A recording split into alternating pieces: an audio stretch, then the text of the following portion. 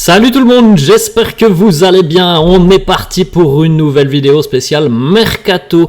Encore une semaine avant que le marché des transferts ne ferme ses portes. On va démarrer du côté de la Juventus. C'est un dossier qui était annoncé déjà depuis une dizaine de jours. C'est désormais officiel. On n'attend plus que la visite médicale pour le joueur. Le défenseur portugais Thiago Diallo s'engage avec la Juventus.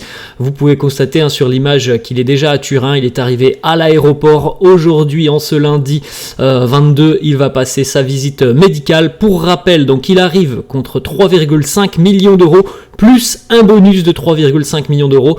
Et ce qu'il faut signaler, c'est que le joueur n'a pas joué depuis le début de saison. Il avait été victime d'une blessure très sérieuse. On ne sait pas trop quand est-ce qu'il va revenir sur les terrains. Il était en fin de contrat cet été, donc là, le LOSC n'a pas voulu évidemment perdre le joueur gratuitement, donc c'est pour ça aussi que Lille le libère dès ce mois de janvier pour aussi récolter tout simplement une indemnité de transfert pour Thiago Diallo. On continue, on va du côté de l'Olympique de Marseille. Là aussi, ça fait quelques jours que c'était annoncé et c'est désormais officiel.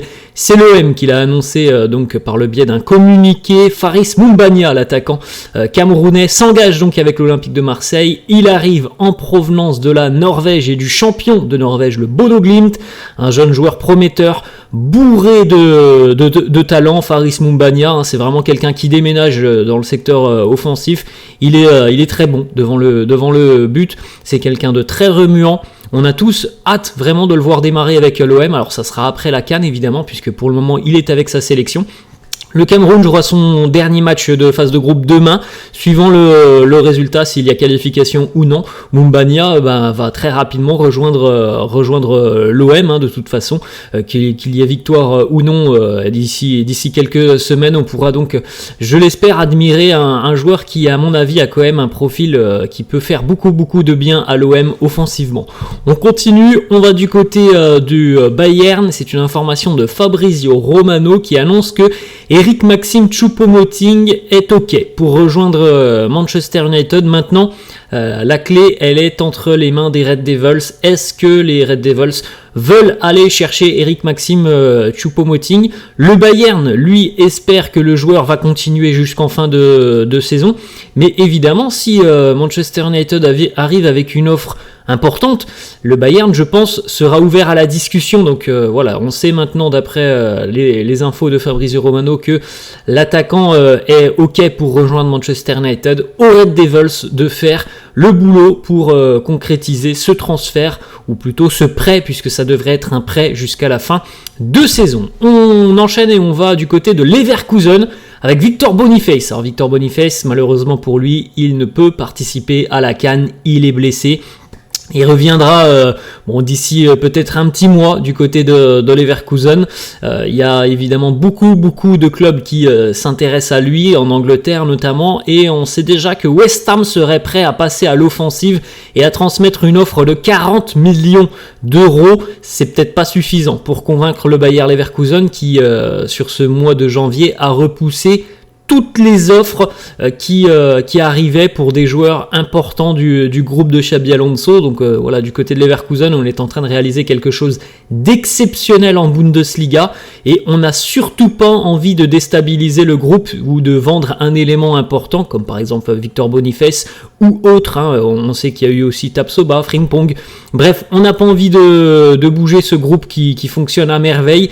Il y a West Ham qui est intéressé. On sait aussi que Chelsea lorgne un petit peu sur sa situation, tout comme Newcastle, mais normalement, on dit bien normalement, ça ne devrait pas bouger sur ce mois de janvier. En revanche, cet été, là, la porte, elle sera certainement ouverte. On continue et on reste du côté de l'Angleterre avec Callum Wilson qui est suivi par l'Atlético Madrid.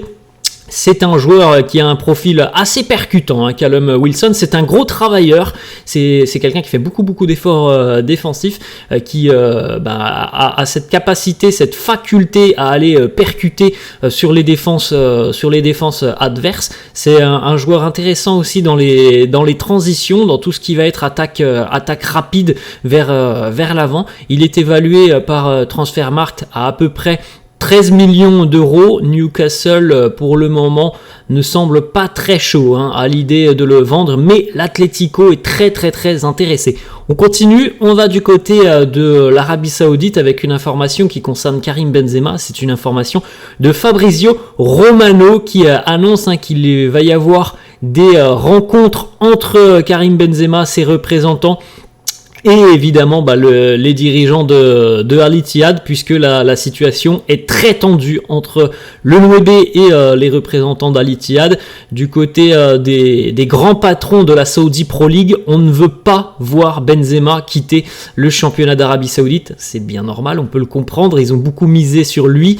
Ça serait quand même un très mauvais coup de pub si Benzema venait à quitter la Saudi Pro League sur ce mois de janvier. Donc du côté des patrons du championnat saoudien, si la solution c'est que Karim quitte Al Ittihad pour aller dans un autre club en Arabie Saoudite, il n'y a pas de souci, mais on ne veut surtout pas qu'il retourne en Europe.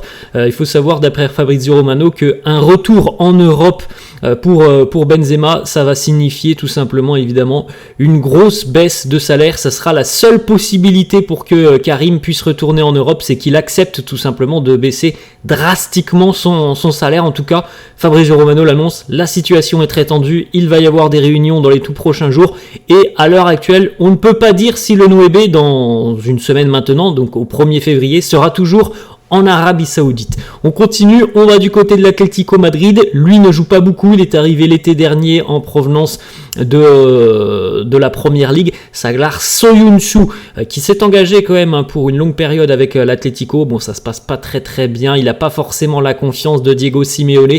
Soyuncu n'a qu'une seule envie, c'est de retourner en Turquie pour rejoindre Fenerbahçe. Il y a toujours des discussions à l'heure actuelle entre le Fener et l'Atlético. On discute aux alentours sur les contours d'un prêt jusqu'à la fin de saison. Il y a d'autres clubs aussi qui sont attentifs à sa situation. Porto, Monaco, mais aussi Fulham. Le joueur, lui, ne veut que Fenerbahçe. On va cette fois-ci du côté de la Serbie, de l'Étoile Rouge de Belgrade. C'est un joueur qui a montré vraiment toute l'étendue de ses qualités, de ses capacités cette saison en Ligue des Champions. Kosta Nedeljkovic qui va normalement s'engager cette semaine avec Aston Villa. C'est un très jeune joueur, il n'a que 18 ans, Nedeljkovic, il est né en 2005 et il devrait donc arriver du côté de Aston Villa. Il est vu comme un défenseur droit qui a beaucoup d'explosivité, beaucoup de qualité offensive, et évidemment du côté d'Aston Villa, on a décelé chez lui des qualités qui lui permettraient de performer au plus haut niveau, parce que c'est quand même un monde d'écart entre passer de l'Étoile Rouge à Aston Villa, mais sur les matchs qu'il a eu à jouer lors de la phase de groupe de Ligue des Champions, notamment face à Manchester City, il a franchement laissé une très très bonne impression aux suiveurs qui étaient très attentifs par rapport à ses prestations. On va du côté du Stade Rennais, encore une fois c'est Newcastle et Newcastle et Borussia Dortmund qui lorgnent un peu le dossier du jeune Rennais Désiré Doué de 18 ans. Alors du côté de Newcastle et de Dortmund, on veut signer le joueur avant la fin du mois de janvier.